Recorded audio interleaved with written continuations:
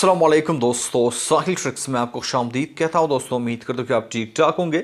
Saudi Arabia के आज के कुछ बड़े इंपॉर्टेंट अपडेट्स आपके साथ शेयर कर रहा हूं, तो वीडियो को ध्यान से एंड तक देख ले। तो यहाँ पे सबसे पहले बात करने वाले हैं Saudi Arabia ministry of health का क्लैरिफिकेटिव बयान, जहां पे ताइफ सिटी में कोरोना वैक्सीन से हलाकत के बारे में Saudi Arabia ministry of health का बयान जो है वो जारी हुआ कुछ यूं के रूमर जो है वो चल रहे थे कि ताइफ में कोरोना वैक्सीन लेने से एक हलाकत जो है वो हुई है, और इसी को रिस्पॉन्ड किया सऊदी अरबिया के मिनिस्ट्री ऑफ हेल्थ ने और वाजे किया कि कोरोना वैक्सीन से किसी की भी मौत नहीं हुई है। मजीद अपडेट आपको बताने से पहले आपसे एक छोटी सी रिक्वेस्ट कि अगर आपने इस चैनल को अभी तक सब्सक्राइब नहीं किया है तो सब्सक्राइब करो और नोटिफिकेशन बिल पर क्लिक करके ऑल को जो है सेलेक्ट कर लो, और सपोर्ट के लिए इस वीडियो को लाइक कर लीजिए। जो नेक्स्ट अपडेट है वो भी कोरोना वैक्सीन के हवाले से है।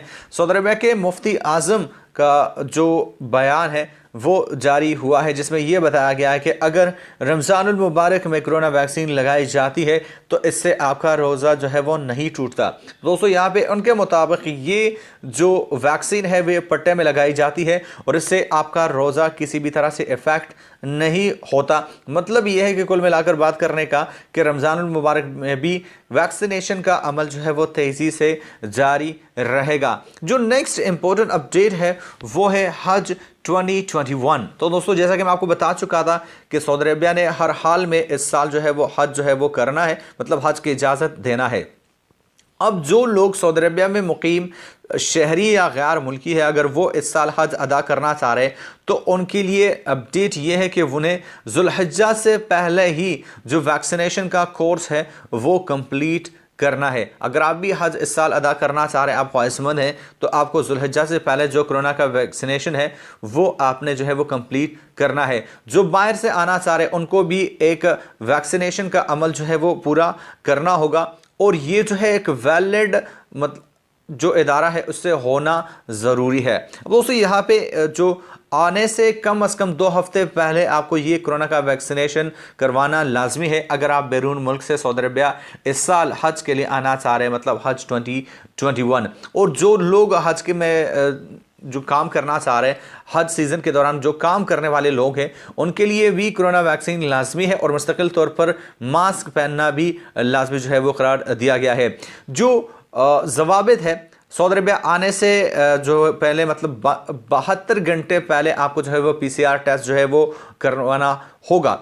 अब जब आप सऊदी अरबिया आएंगे तो आपको जो है वो क्वारंटीन किया जाएगा, उसके बाद फिर से आपका टेस्ट जो है वो किया जाएगा। तो दोस्तों ये काफ़ी लंबा चौड़ा प्रोसेस जो है वो इस साल चलेगा। अब दोस्तों मोस्ट इंपॉर्टेंट जो वीडियो का टॉपिक है वो है उम्रा सीज़न जो फ़िलहाल चल रहा है।